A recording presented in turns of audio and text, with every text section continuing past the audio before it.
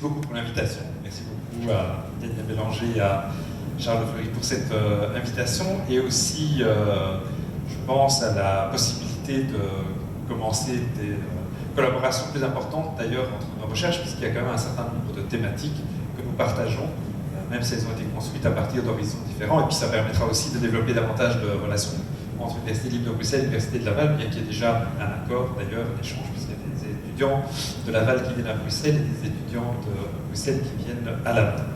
Alors, ce dont je vais vous parler, c'est en réalité de la frontière et du contrôle aux frontières, et que j'ai appelé la frontière réseau, que je vais vous définir ultérieurement. En fait, mon exposé va se concentrer sur 3 points. Le premier, c'est une approche théorique sur les frontières. Sur la question des frontières, aujourd'hui, il y a énormément de gens qui travaillent. Historiquement, d'ailleurs, c'est beaucoup des géographes, mais aussi des anthropologues, des sociologues, des politologues, bien évidemment. Et c'est aussi un peu cette dimension interdisciplinaire que je vais essayer de restituer, mais brièvement. Il y a énormément de travaux, donc je serai incapable de tout vous présenter. Et puis, je vous proposerai aussi une approche alternative qui est celle de la frontière réseau. Et pour la décliner, je présenterai en fait les résultats de travaux qu'on mène depuis quelques années maintenant sur, d'une part, la politique européenne de mobilité, puisque vous allez voir, ce sur quoi je vais insister, c'est qu'en réalité, au-delà de l'immigration, je pense qu'il faut parler de très classique, et c'est celle que Kant formulait dans le cosmopolitique sur la paix perpétuelle, et qui distinguait 2 choses, c'est qu'il faut ouvrir la libre circulation des personnes, mais il faut contrôler l'installation.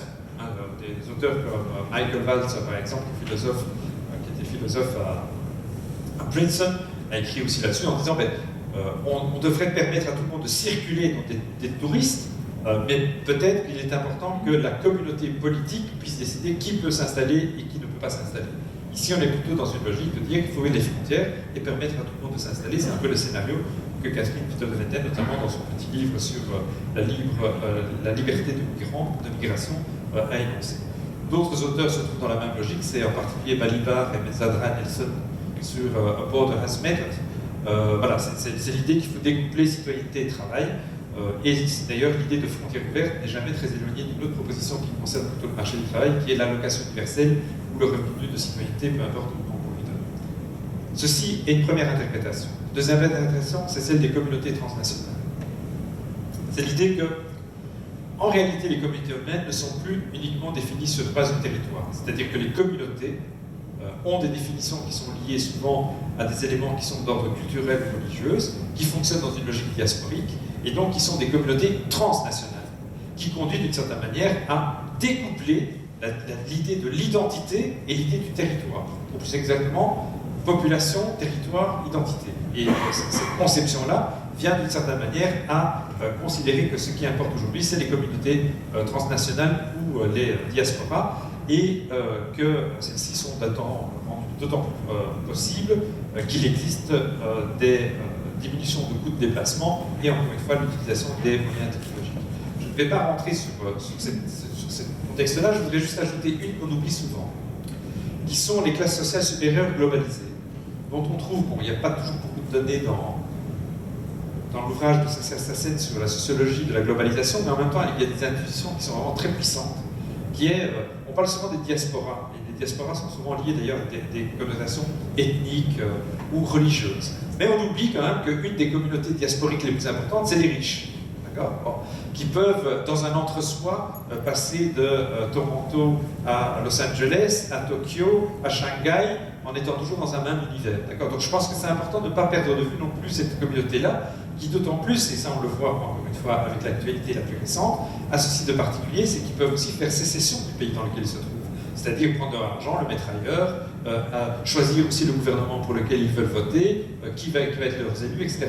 Voilà, c'est une autre manière de penser les communautés, je dirais, diasporiques, qui sont souvent associées à l'étude de la migration et rarement à la restructuration de la hiérarchisation sociale au niveau global, et en particulier une manière de penser une fraction des classes supérieures mondialisées aujourd'hui, qui sont dans des formes de mobilité très importantes.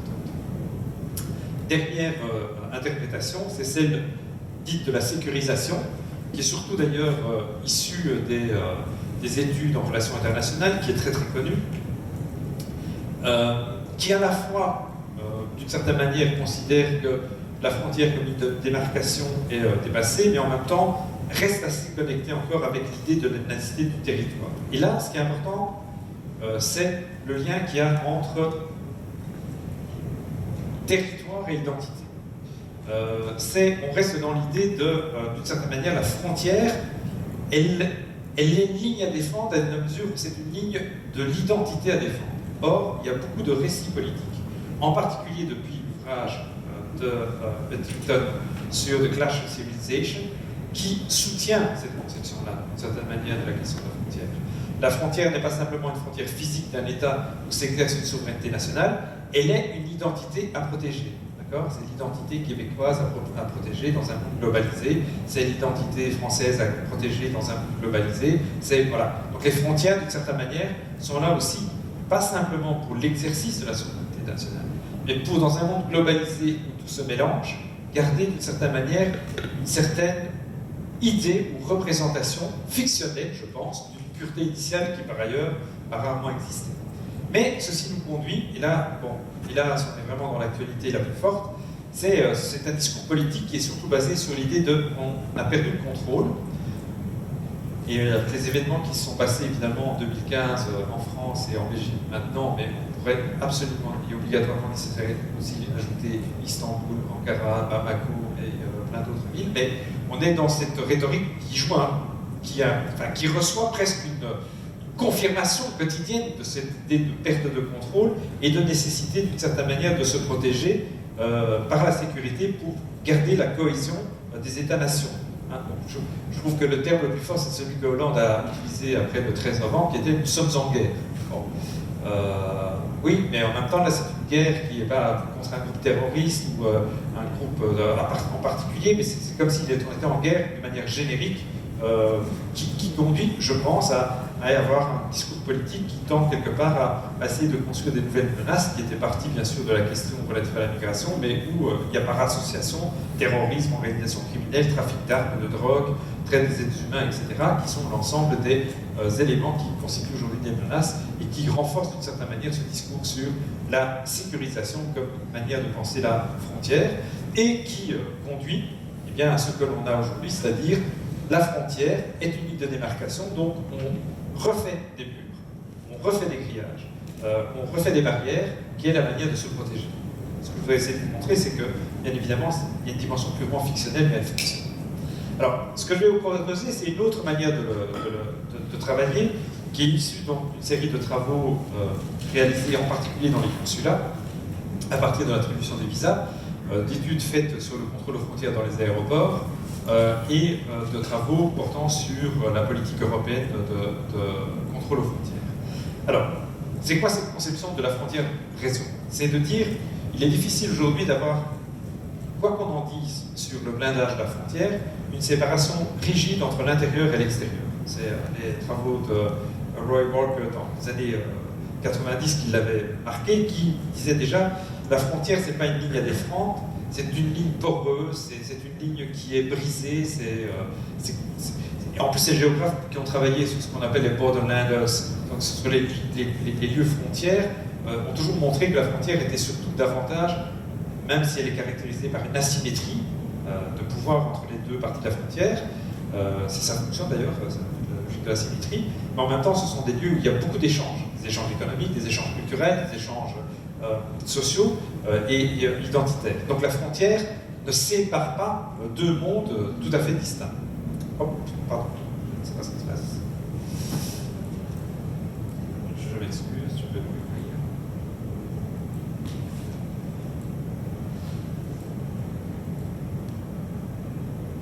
Donc, la frontière est un lieu d'échange. Et ce qui est vraiment important de voir ici, c'est ce que je vais essayer de vous montrer d'une certaine manière, c'est que la frontière s'organise essentiellement aujourd'hui autour d'autre chose que le territoire. C'est la mobilité. En fait, c'est ça la conception qui est à la base du concept de frontière réseau. C'est ce qui prime, c'est pas le territoire, mais c'est la mobilité des individus. On essaie de promouvoir la liberté de mouvement bien sûr des capitaux et des marchandises qui est très largement admise, mais aussi celle des personnes. Et que, d'une certaine manière, les instruments, s'il fallait synthétiser la pensée que je voudrais essayer de vous présenter, c'est de dire que les instruments de sécurité, ce qu'ils ont surtout comme fonction, c'est d'accroître la circulation de certains, et la conséquence, c'est de filtrer et de bloquer la circulation d'autres. Et la première chose, le premier objectif de la plupart des instruments de sécurité qui sont utilisés d'une certaine manière pour le contrôle des frontières, ce n'est pas de filtrer les gens, mais c'est d'accélérer la mobilité ou d'accélérer, encore une fois, la libre circulation de personnes. Alors, de quelles personnes parle-t-on? Alors, ça, c'est vraiment important de s'arrêter sur des travaux déjà anciens, mais qui ont une grande utilité aujourd'hui. C'est aujourd'hui, on peut considérer que dans les zones de frontières, et en particulier sur le passage à la frontière, ce qui est important, c'est de pouvoir catégoriser, trier et profiler. C'est ce que nous dit Lyon. Et ce qui est important, comment est-ce qu'on fait cette opération-là? C'est à partir d'une définition très importante que John Turpie, qui avait fait une histoire du passeport aux États-Unis en Europe, démontre et distingue ce qu'il appelle les voyageurs légitimes et les voyageurs illégitimes. C'est-à-dire ceux dont le motif est, c'est évident que ces personnes-là peuvent voyager. Personne ne va se poser la question de savoir si Bill Gates peut voyager d'un endroit à l'autre. C'est un voyageur légitime. Mais si on vient d'un bled du fin fond du Maroc et qu'on veut aller en Europe, il va falloir prouver pourquoi on veut bouger. Donc, il y a la construction de catégories de ce qu'on appelle les voyageurs légitimes et illégitimes.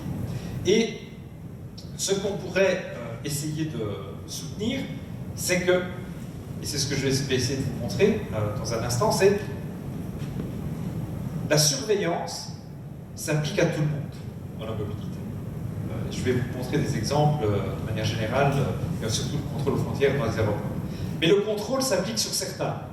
Et pourquoi est-ce qu'on fait, je vous propose de faire une distinction entre surveillance et contrôle, c'est que la surveillance, c'est pour bien montrer qu'on est un voyageur légitime.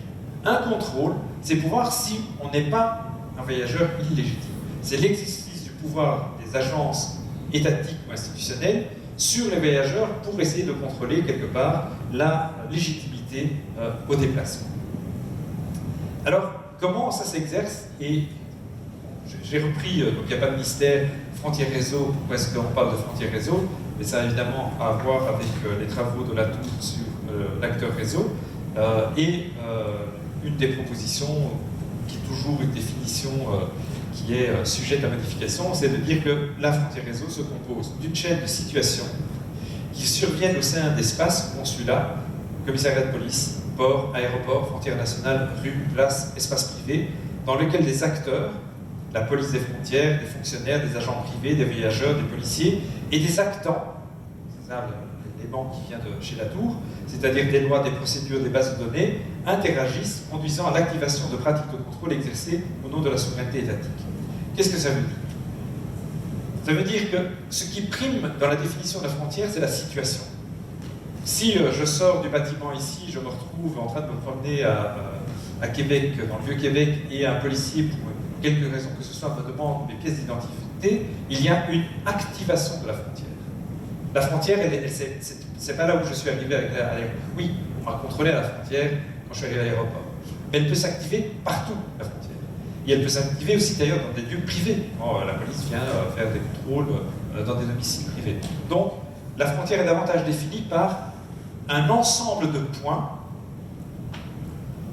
organisés autour de situations et surtout, si on a une redéfinition de la définition entre les actions humaines, personnelles et l'utilisation des bases de données, on peut considérer que c'est à la fois des acteurs mais aussi des actants. Pourquoi? Parce qu'on sait très bien aujourd'hui que, c'est d'ailleurs le colloque qu'on organise la semaine prochaine sur cette question-là de coder, décoder la frontière, on peut très bien utiliser aussi des algorithmes. Alors c'est très vrai pour les marchandises, c'est moins vrai pour les personnes, mais quelque part le contrôle ne va pas être effectué par des personnes, et je vais vous donner un exemple tout à l'heure, mais par un instrument sociotechnique qui lui va vous dire pourquoi vous pouvez rentrer ou pas, sans qu'il y ait intervention humaine. Donc il est important de considérer que aujourd'hui les bases de données, c'est pas simplement un instrument au service des agents aux frontières, c'est aussi un acteur qui décide d'une certaine manière si on peut franchir une frontière ou pas. Et donc ça, c'est important de ne pas simplement le considérer comme étant une technique au service des individus. Donc, dans un monde globalisé, on peut dire qu'il y a une accumulation de points de passage qui sont disparates, et c'est ça qui forme la frontière.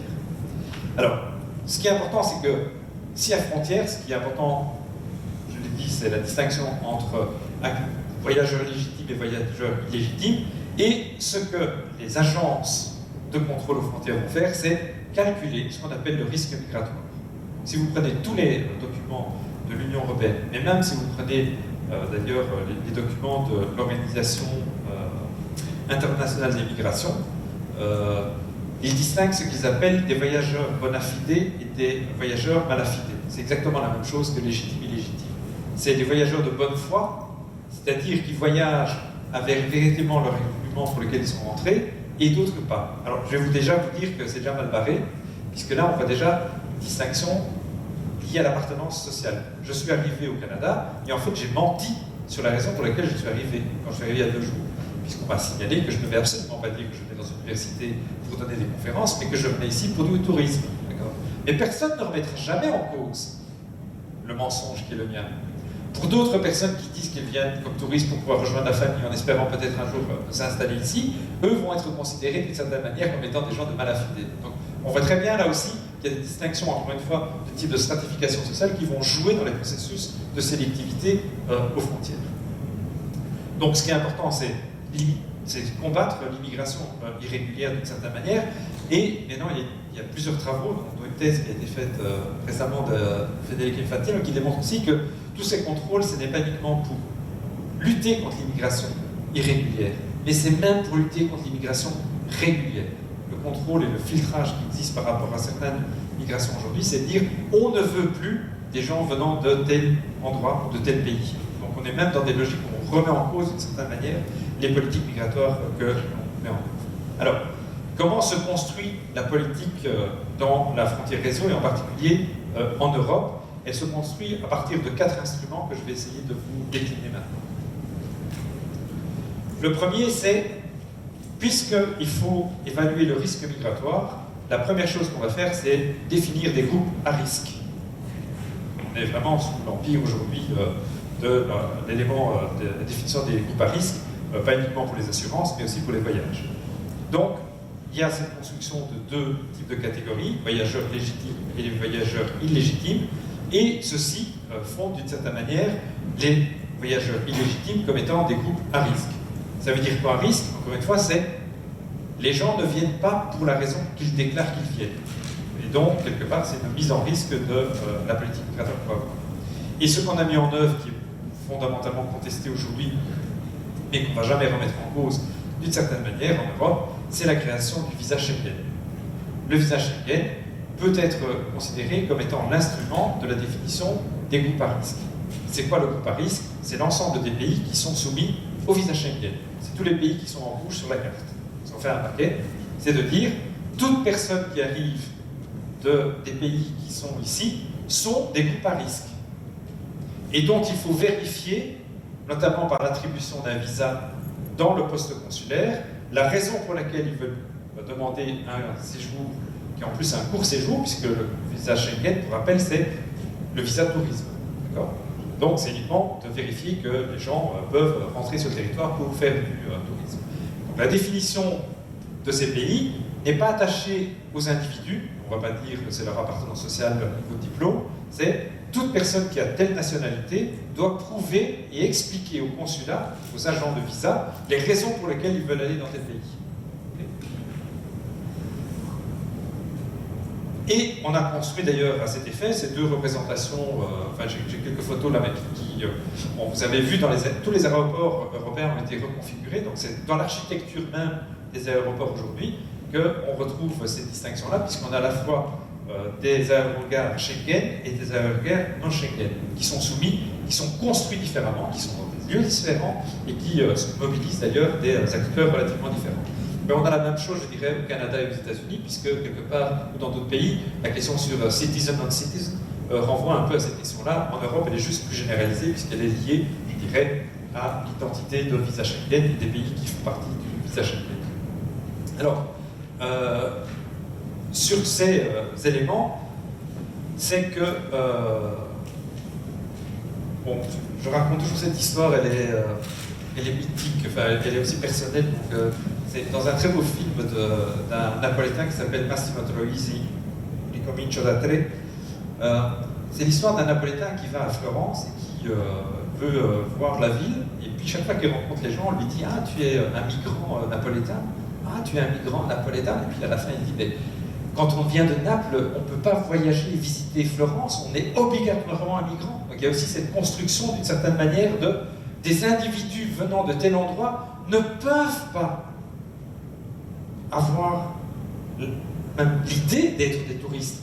Donc quand on est marocain et qu'on arrive en Europe, on vient pour migrer, on ne vient pas pour être un touriste. Donc là aussi, il y a quelque chose qui est très fortement ancré dans les représentations et les subjectivités sur la définition de c'est quoi un touriste légitime et ce qui ne l'est pas.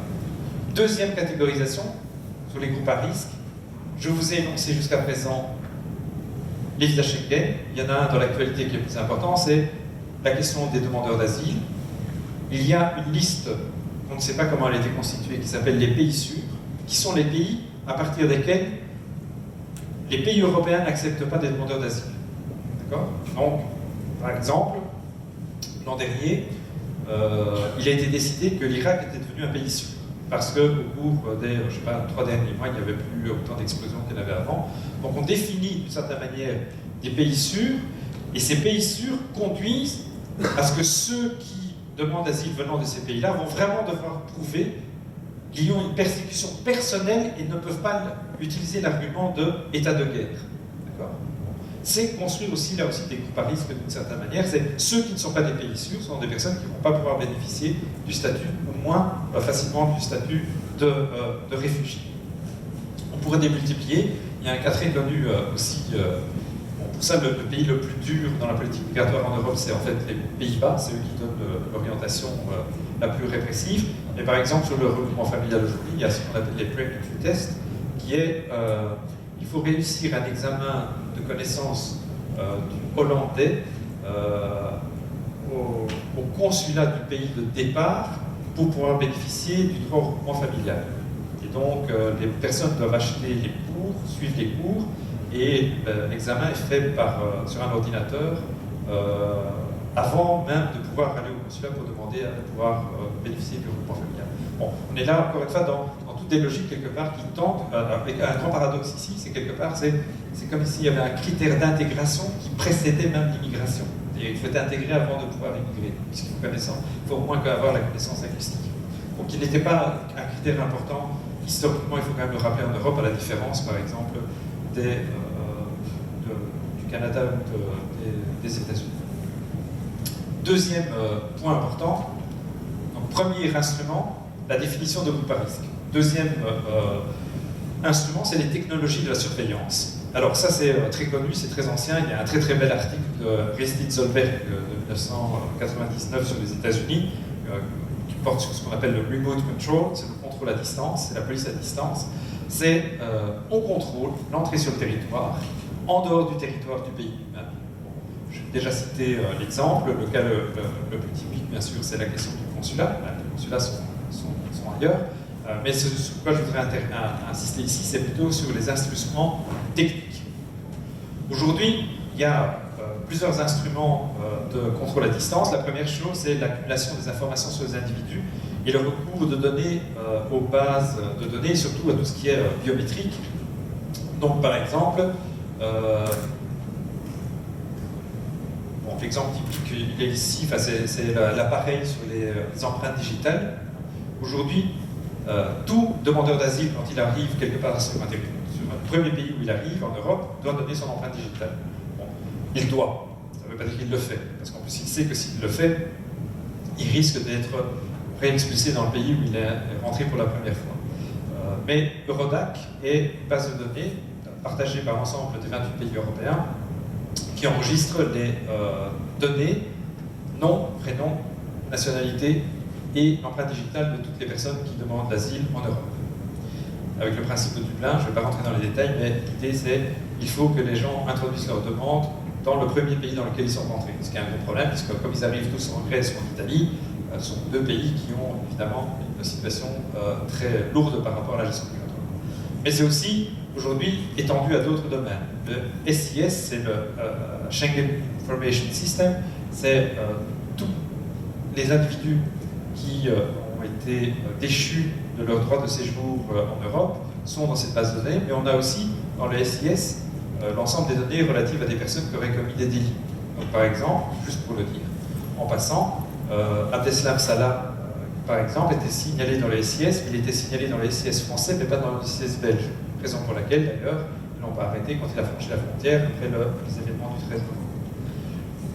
Autre système qui a été instauré depuis 2014, c'est le VIS, c'est le Visa Information System. C'est toute personne qui a introduit un visa doit aussi donner ses empreintes digitales.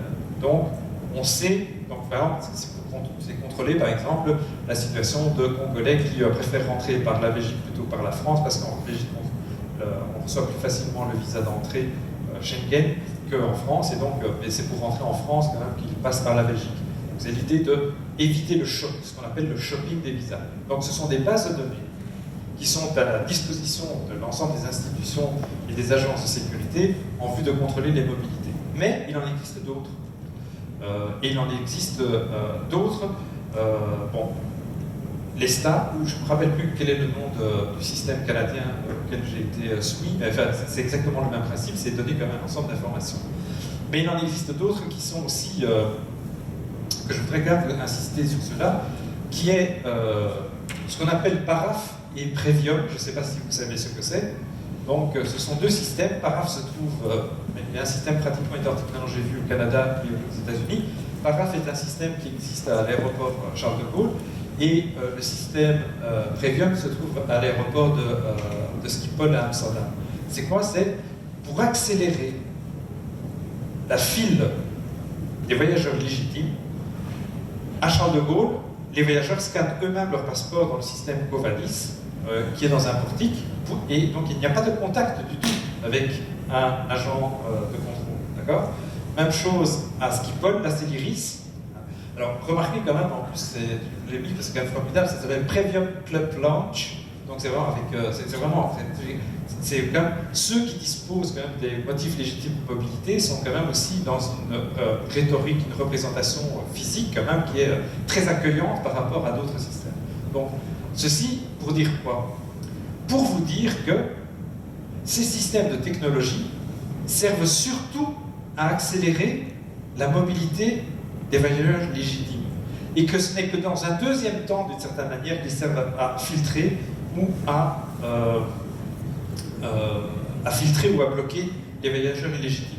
Voici le futur système qu'on va avoir dans les aéroports, qui a été défini par l'Agence internationale des aéroports.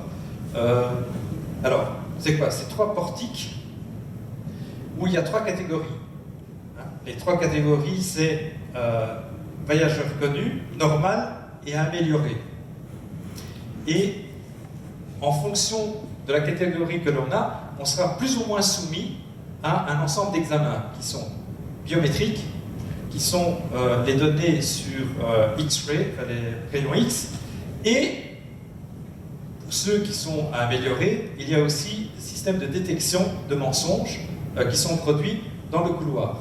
L'objectif, quand on prend le document produit par cette organisation internationale des aéroports, c'est en réalité de réduire l'intervention humaine, considérée comme étant davantage source d'erreurs humaines, pour le transformer par un système sociotechnique, multipliant un ensemble de dispositifs techniques et dont l'objectif est tout à fait neuf par rapport à ce qu'on connaît aujourd'hui. Aujourd'hui, d'une certaine manière, quand on arrive à un portique, ce qu'on appelle le portique de première ligne, on est tous considérés de la même manière. C'est au moment où on a le passeport, on voit quelle nationalité on a, ou ça va plus vite ou moins vite. D'accord? Le faciès peut jouer aussi. Mais là, quelque part, c'est avant même d'arriver à cela, en fait, on sera catégorisé de 3 manières différentes. Hein? Et surtout, ce qui est important, ce qui est juste mis juste au-dessus, c'est réduire le temps d'attente pour les trusted travelers. Donc, on est vraiment dans l'idée de il faut accélérer la mobilité de ceux qui sont les voyageurs légitimes. Bon, ceci me semble être quelque part aussi, d'ailleurs, vous allez voir une réponse probablement à ce qui s'est arrivé aux événements tragiques qui sont arrivés à Bruxelles. Alors, je vois que je prends beaucoup de temps, donc je vais aller un peu plus vite sur les différentes techniques, mais ici, c'est technologique de contrôle au pays de départ. Bon, le plus connu, c'est ce qu'on appelle Eurosur, c'est des drones, c'est l'aérospatiale européenne. Ce qu'elle fait, c'est qu'elle, à la demande de Frontex, transmet des informations à partir de la localisation des masses humaines, donc de chaleur en mer Méditerranée, pour savoir où il y a des bateaux. Et donc, c'est à la fois des avions, des drones, le contrôle des satellites, qui conduit aujourd'hui à une sorte de contrôle permanent au niveau de la Méditerranée. Soit dit en passant, aujourd'hui, la plupart du budget recherche de l'Union européenne est financé sur des grands groupes industriels européens, mêlant à la fois des sciences humaines et des industries, au vu d'affiner ces dispositifs-là. En volume budgétaire, c'est vraiment quelque chose de très très important. Troisième élément dans l'action, groupe à risque, technologie de surveillance, c'est agir dans les pays de départ, c'est à travailler sur les groupes à risque, mais dans les pays soit de transit, soit de départ. Et là, c'est ce qu'on appelle le gouvernement à distance, si on prend le concept de Rose et Miller. C'est notamment toute la logique de coopération policière. L'Union européenne, aujourd'hui, finance énormément de formation des gardes frontières, mais aussi finance, par exemple, des centres de rétention, que ce soit en Turquie, que ce soit en Ukraine, que ce soit au Maroc, par exemple. Et puis, il y a tous les accords de réadmission sur lesquels je ne vais pas venir, mais qui sont des accords entre l'Union européenne, chacun des pays, et les pays pour qu'ils acceptent les migrants qui viennent de chez eux, moyennant poursuite des politiques de coopération, par exemple. Il y a juste un schéma, il y a Casarino qui avait fait un schéma, c'est pas très lisible, je m'en excuse, mais qui montre d'une certaine manière l'importance de ces flux aujourd'hui d'accords de coopération qui permettent de comprendre comment on peut, d'une certaine manière, renvoyer, par exemple, au Maroc, en ce compris des citoyens qui ont franchi la frontière à Melilla, mais qui viennent du Mali, qui viennent du Sénégal, qui viennent du Togo, etc. Alors, le dernier point qui est important, l'ultima ratio, c'est les centres de détention. Ça, on le sait, en plus, voilà, la période de détention peut être de plus en plus longue pour la déportation, l'expulsion ultérieurement. Mais aujourd'hui, on est dans une situation où il y a des chercheurs qui incluent aussi la question de la noyade comme étant aujourd'hui, d'une certaine manière, un élément de l'ultimo ratio, puisque l'année passée, par exemple, il y a eu 3600 morts en mer Méditerranée, et que, d'une certaine manière, c'est une comptabilisation tout à fait mortifère que de la constituer, mais en même temps, elle constitue une partie de la réalité du contrôle migratoire tel qu'il existe aujourd'hui. Et cette carte-ci démontre les points rouges, ce sont les centres de détention d'étrangers qui existent en Europe et hors Europe, et qui, en Europe, sont financés notamment par l'Union européenne. Alors, je voudrais, si j'ai encore dire quelques mots quand même sur l'autre enquête plus petite, mais qui porte alors sur la gestion de ce que je viens de vous dire dans un aéroport. Alors, c'est une enquête qui avait été réalisée en 2013 à la demande de l'Agence européenne des droits fondamentaux. Alors, je dois bien dire que je pense que les chercheurs ne peuvent rentrer dans les aéroports qu'à partir du moment où ils ont comme ça une caution très importante venant d'une agence européenne, parce que je pense que même un professeur très installé qui écrit au ministère de l'Intérieur pour pouvoir faire une enquête dans un aéroport, à mon avis, on lui autorisera pratiquement jamais. Donc c'est très rare. Il y a beaucoup de travaux que les géographes ont fait sur les aéroports, mais qui sont surtout, je dirais, basés sur leur expérience de voyageurs davantage que sur une enquête réellement. Alors c'est une enquête qu'on avait fait à Schiphol et à Paris, mais je ne vais vous présenter que Paris. Alors c'est un aéroport qui est gigantesque, hein, Charles de Gaulle. Hein, c'est le nombre de passagers en 2010 c'était de 57 millions, dont 24 millions venaient d'un pays de Schengen et 32 000 d'un pays hors Schengen. Et ce qui est important aussi d'avoir en tête, c'est qu'en 2010, 67% des personnes admises sur le territoire du pays étudié tiennent à l'activité de cet aéroport. Donc, d'une certaine manière, c'est bien l'aéroport qui concentre le plus de personnes non admises, d'accord, sur le territoire. Je ne vais pas rentrer dans les détails, mais ce qui est important, c'est de retenir une chose, qui est un chiffre qu'il faut retenir, ça c'est les chiffres globaux, puis je vais vous donner les éléments de l'enquête qualitative qu'on a réalisée à Charles de Gaulle. Ces 40 personnes des non admises sont expulsées. Donc sur l'ensemble des personnes qui sont non admises, il y a une minorité de personnes qui sont expulsées, ça en fait 40%. Je vais essayer de vous expliquer comment ça se fait quand on arrive paradoxalement un chiffre aussi bas, alors que la politique, c'était celle en plus de Sarkozy, était quand même sur l'accroissement du nombre d'expulsions, sur la gestion des flux migratoires à l'époque. Alors, je ne vais pas rentrer dans les détails, mais donc on a fait une analyse basée sur des entretiens, mais surtout des observations dans ce qu'on appelle la première ligne et la deuxième ligne. Mais on s'est surtout concentré sur la deuxième ligne. Alors je vais vous expliquer c'est quoi la deuxième ligne. Donc la première ligne, c'est celle que la plupart d'entre nous fréquentent, enfin, peut-être certains d'entre vous ont été en deuxième ligne, mais la première ligne, c'est quand on arrive à l'OPED, on a le passeport, on vérifie, on met un tampon, on passe, ça dépend en fonction du statut que l'on a. Mais la deuxième ligne, c'est s'il y a un souci, alors on va dans un autre endroit et on a un contrôle approfondi. D'accord ? Alors on s'est surtout centré sur la situation de la deuxième ligne et dans le centre de détention qui est attaché à l'aéroport Charles de Gaulle, qui s'appelle la ZAPI 3, qui est à peu près à 5 km de l'aéroport. Et on a travaillé sur le concept de frontière réseau et en donnant une importance accrue au poids de ce qu'on appelle les street level bureaucrats, c'est-à-dire les fonctionnaires, donc, ce que font les agents aux frontières. Alors, ce qui est important pour la première partie, c'est de dire ce que font surtout d'abord les gardes-frontières, c'est des premières vérifications, et une des premières vérifications qu'ils font, il y a d'ailleurs à Charles de Gaulle une équipe tout à fait particulière qui contrôle les faux documents. Et en général, ils le font avant même que les gens ne sortent de l'avion, donc il y a des informations qui ont été transmises en général du pays de départ sur un certain nombre de voyageurs dont on se pose des questions sur l'authenticité des documents. Et donc c'est une brigade fraude, qui va devant l'avion, on ouvre la porte et les gens sont encore assis et alors au moment où ils sortent, on contrôle les passeports et on vérifie si les documents sont vrais ou faux. Bon. S'ils sont faux, les personnes sont directement reconduites dans l'avion tout de suite, puisque, ça c'est vraiment important, je n'aurai pas le temps de bien le présenter, aujourd'hui sur le contrôle aux frontières, il n'y a pas que les agents publics qui agissent, il y a beaucoup d'agents, il y a beaucoup de privés qui agissent. En Europe, il y a une responsabilité des compagnies aériennes sur la validité des titres de transport. Si le passeport est faux, c'est la compagnie aérienne qui est retenue comme étant responsable d'avoir fait voyager un voyageur avec un passeport faux, et donc c'est à sa charge qu'il va être rapatrié dans le pays dont il vient.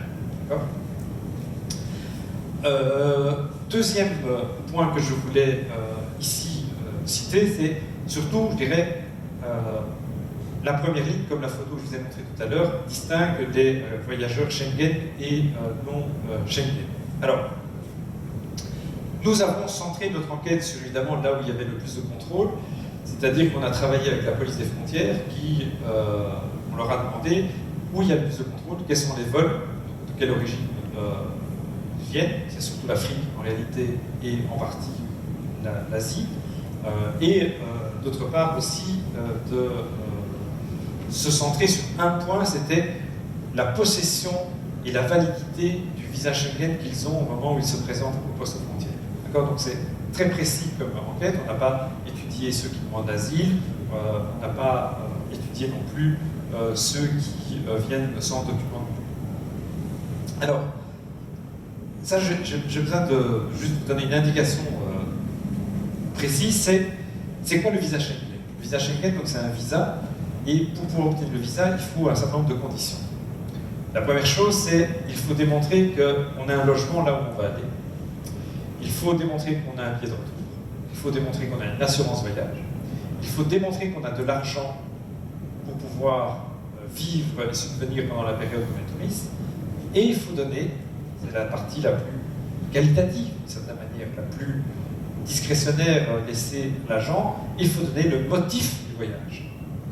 Ces 5 éléments-là sont 5 éléments que les voyageurs ont déjà donnés au poste consulaire pour obtenir le visa. Mais il est prévu que quand on arrive à la frontière, quand bien même on a reçu un visa Schengen, les gardes-frontières sont autorisés et peuvent utiliser le pouvoir discrétionnaire qui est le leur pour réévaluer s'ils ont bien mérité d'obtenir le visa Schengen. Donc ce n'est pas parce qu'on a un visa Schengen qu'on arrive à un poste frontière qu'on a le droit d'entrer sur le territoire. C'est une obligation pour pouvoir entrer sur le territoire, c'est le garde-frontière in fine, dans son analyse à un moment donné, d'une situation qu'il va autoriser ou non à entrer sur le marché du travail, de rentrer sur le territoire. Donc, ce sont ces éléments-là qui vont être vérifiés à la frontière. Alors, ce qu'on a vu, c'est que, bon, 5 ans, vous avez déjà vu ça quand vous voyagez vous-même, que, en réalité, en première ligne, le contrôle est vraiment fait au hasard. Il n'y a pas de... On peut, oui, bien sûr, encore une fois, on est dans... quand on a un vol qui vient du Congo, les gens sont tous des Congolais, donc on ne peut pas dire que c'est un contrôle au faciès. C'est pas ça qui va jouer. Là, il repose vraiment sur l'identité, enfin, sur l'idée du hasard. En France, je donne juste un exemple de la manière dont ça se passe aux Pays-Bas. Aux Pays-Bas, il y a des agents garde-frontières qui sont préparés à des tests psychologiques pour voir ceux qui seraient plus nerveux, qui transpirent, hein, bon, et qui passent dans la file, et c'est eux qui décident de qui va être contrôlé de manière plus approfondie. Donc ça renvoie encore une fois à ce que la technologie va nous développer dans le futur, qui est sur les tests sur le mensonge dans le couloir pour accéder au territoire. En France, c'est pas comme ça, c'est vraiment lié d'une certaine manière au hasard. Et s'il y a un souci, eh bien, par exemple, ils sont contrôlés et ils sont amenés en deuxième ligne. Par exemple, quand j'ai fait mon année sabbatique aux États-Unis, j'étais arrivé, donc j'étais à New York, et j'étais parti faire une conférence en France sur le contrôle aux frontières dans les aéroports, et aux États-Unis, on m'a dit, bon, j'avais oublié de donner un document qui prouvait que j'avais le visa, donc on m'a amené en deuxième ligne, et on m'a demandé pourquoi je voyageais. J'ai dit, j'étais en conférence sur les contrôles aux frontières. Il a un peu ricané, mais en fait, ça a duré 2 minutes, ça a été très très vite, tandis qu'il y avait d'autres gens en deuxième ligne qui étaient là depuis très longtemps. Donc là, on voit bien que aux États-Unis, je voulais juste dire ça, on voit bien qu'aux États-Unis, c'est une question de ne pas prêter trop de flanc à la critique de la discrimination qu'on arrête plein de gens. Mais même ce qui se passe quand même après en deuxième ligne, en général, le dossier est traité de manière un peu plus rapide. Alors, en deuxième ligne, ce qui est important, c'est on a les agents qui sont en deuxième ligne, donc les gardes-frontières, ont vraiment un pouvoir discrétionnaire très important. C'est ce que je voudrais essayer de vous démontrer. Mais ce que je vais vous montrer, c'est que dans l'enquête, ce qu'on a trouvé, donc si on prend le texte classique de Lipski sur le pouvoir discrétionnaire, ce n'est pas un pouvoir discrétionnaire d'un individu, c'est le pouvoir discrétionnaire collectif, parce qu'il y a une norme collective qui est produite par les pratiques des agents, qui conduit d'une certaine manière à agir d'une certaine manière, et ce n'est pas le pouvoir discrétionnaire individuel qui fait que le traitement varie d'un cas. Mais je vais vous donner des exemples. Et pour cela, je vais peut-être d'abord vous dire quels sont les types de situations que l'on voit. Je vais vous en donner certaines, et puis je vais vous les expliquer. Par exemple, un groupe de 10 personnes de nationalité irakienne arrive au poste frontière en deuxième ligne, ils vont à une conférence à Bruxelles, le seul problème c'est que tous les documents qu'ils ont sont rédigés en arabe. Aucun des gardes-frontières, c'est le problème des gardes-frontières français, c'est qu'ils ne parlent même pas anglais, donc la communication en réalité ne se passe en français, donc il y a vraiment un souci à ce niveau-là. Qu'est-ce qui se passe? On essaye de trouver. Alors, ce sont des vols qui arrivent à 5h du matin. L'observation, on l'a fait de 5h du matin à 5h de l'après-midi. Ce sont tous des vols qui arrivent entre 5h et 8h du matin. Les vols internationaux, où il y a le plus de problèmes, c'est toujours ces vols. Ici, il fallait trouver un traducteur. À 5h du matin, c'est un peu difficile. Téléphoner à l'organisateur de la conférence à Bruxelles pour demander si c'était vrai que ces gens étaient invités et décliner l'identité de tout le monde. Il y avait un interprète, mais il parlait plus que anglais et il y avait personne qui parlait anglais. On ne pouvait pas faire office d'intermédiaire ni le représentant de l'Agence européenne des droits de l'homme. Donc en fait, ils ont attendu jusqu'à 8h pour pouvoir téléphoner à Bruxelles et pour demander effectivement que ces personnes étaient bien attendues pour cette conférence. Ils avaient effectivement bien décliné toutes leurs identités, c'était correct, ils ont raté leur vol, mais ils pouvaient partir, donc on les a laissés partir juste après. Les autres exemples que je vais vous donner, en fait, sont des exemples où les gens ont été retenus, ont été considérés comme non admissibles. Deuxième cas, une femme angolaise qui va rendre visite à sa sœur qui est à Lisbonne, mais elle est en transit. Alors ça, c'est le principe important en Europe, c'est quand on est dans une logique de transit, le premier état Schengen dans lequel on arrive, c'est là où le contrôle Schengen est fait. Donc la personne ne sera pas contrôlée une fois qu'elle arrive à Lisbonne. Le contrôle va se faire à Bruxelles. Cette personne va être contrôlée là. Et un de ces problèmes de cette femme, c'est qu'elle n'a pas d'argent en cash. Parce que dans le règlement Schengen, il est prévu qu'en France, il faut avoir 60 € par jour, mais, je vais un peu plus vite sur la démonstration, mais dans le code Schengen, il est indiqué qu'on peut avoir cet argent en travel check, carte Visa ou Western Union. En France, les agents à la frontière disent qu'il faut obligatoirement l'avoir en cash. En Gaulaisie, j'ai une carte Visa, laissez-moi aller à un distributeur, je vais tirer l'argent. On dit non, rentrez pas. Et c'est son pouvoir discrétionnaire qui est tout à fait là important. Il peut décider à ce moment-là que cette personne sera inadmissible et elle va finir dans la zone de détention pendant un certain nombre de jours, et je vais vous expliquer la suite après. Et donc ça, c'est vraiment un exemple de le pouvoir discrétionnaire qui est adopté par la police frontière des frontières à Bastille. Je vais prendre... ah non, je me suis trompé, mais le chinois, donc il ne dispose pas de moyens de subsistance, je me suis trompé, c'est lui qui avait ça du cash. Alors, c'est l'autre question, c'est celle du Malien.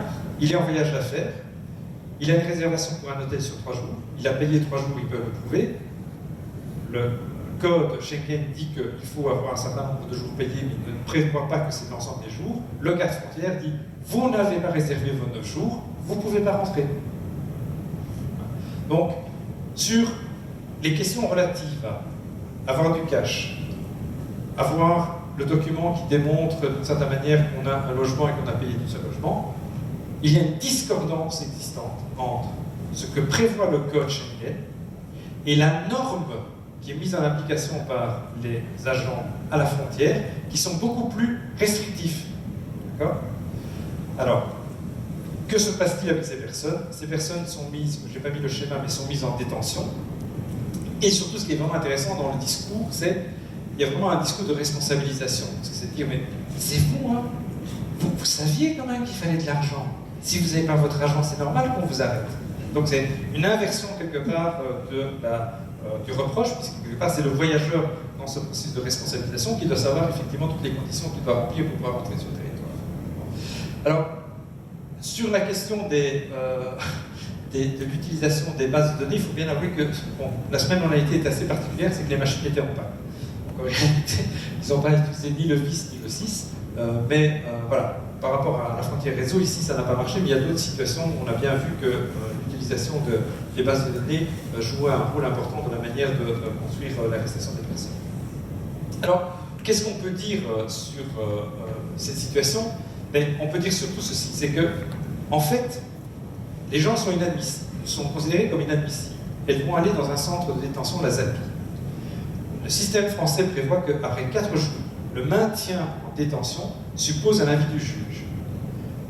Le juge intervient, et dans les cas que je vous ai donnés, il libère les personnes.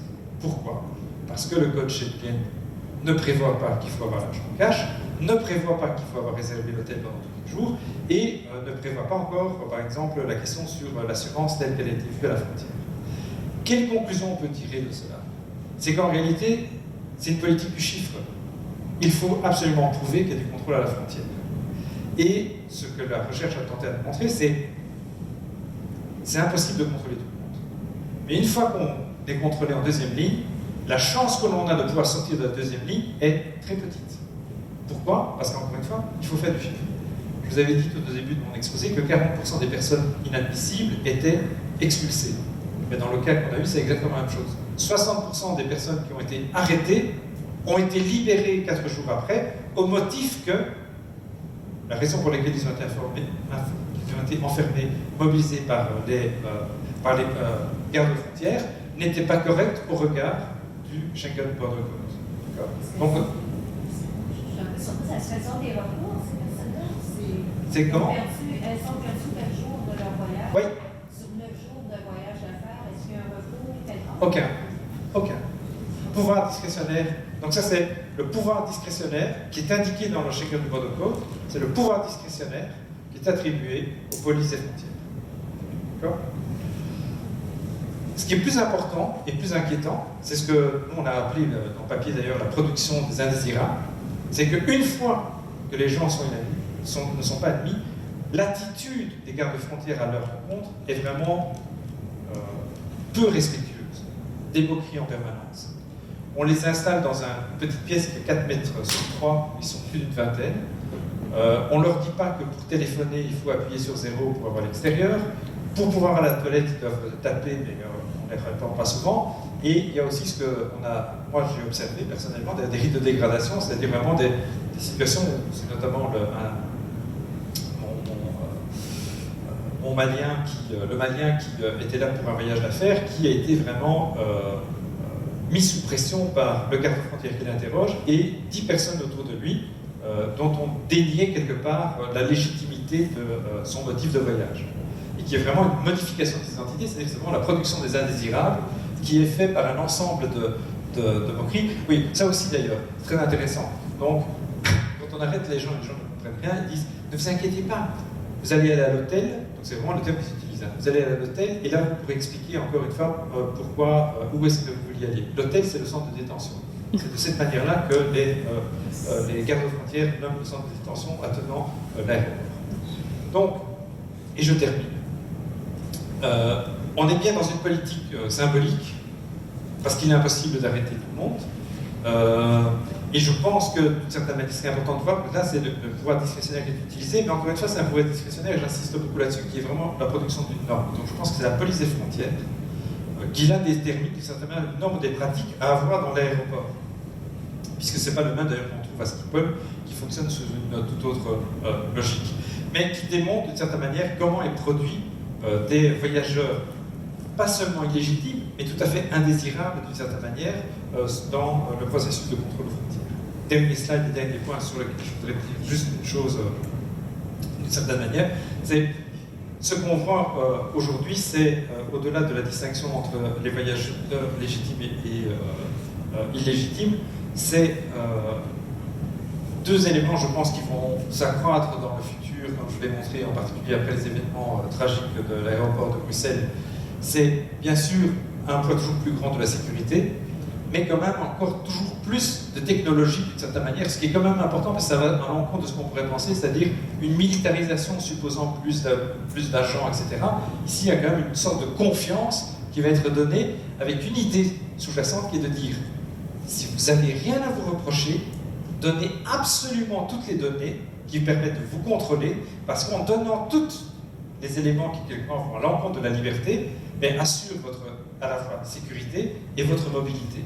Versus tous ceux qui refusent de donner des informations deviennent en réalité des groupes à risque. Je pense que là, il y a aussi une modification sur la question des définitions des voyageurs illégitimes. Je vous remercie, je m'excuse d'avoir été aussi long. Merci.